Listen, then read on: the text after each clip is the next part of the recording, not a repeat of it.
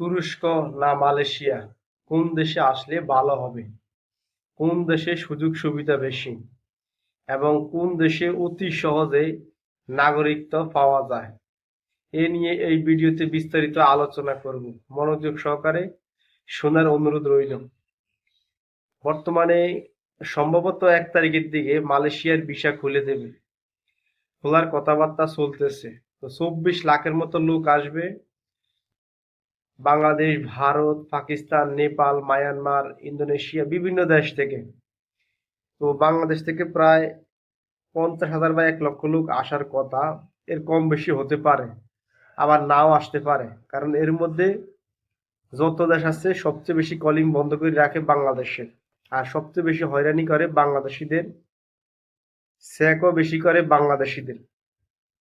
বাংলাদেশে অনেক লোক টাকা দেওয়ার পরও, ভিসা পাওয়ার পরও মাইর খেয়েছে, এরকম হাজারো রেকর্ড আছে। এখন আসে মূল কথায়, কোন দেশ ভালো হবে, তুরস্ক না মালয়েশিয়া? মালয়েশিয়ায় কলিং এ আসেন আর টুরিস্টে আসেন, খরচ পড়বে 5 লাখ টাকার উপরে। অপরদিকে তুরস্কে যদি টুরিস্টে যান, 80,000 থেকে 60,000 টাকা খরচ পড়বে। আর যদি কাজের বিষয়ে যান, সর্বোচ্চ 1,20,000, একবারে বেশি হলে 1.5 লক্ষ টাকা। তো বেতনের দিকে এখন আসি।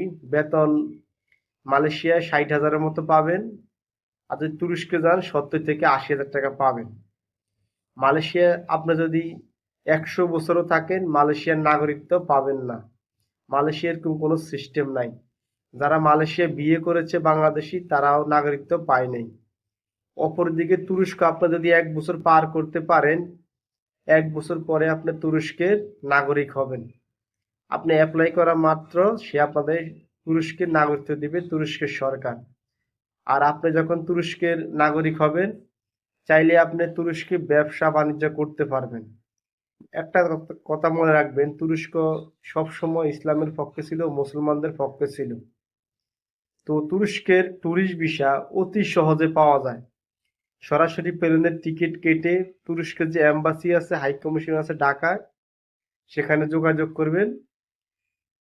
প্লেনের ticket, passport, voter ID card, 1 মাসের ব্যাংক স্টেটমেন্ট, ব্যাংকে যেন 1 লক্ষ টাকার উপরে থাকে, যাওয়া মাত্র তুরস্কের এম্বাসি থেকে আপনারে ভিসা দিয়ে দিব।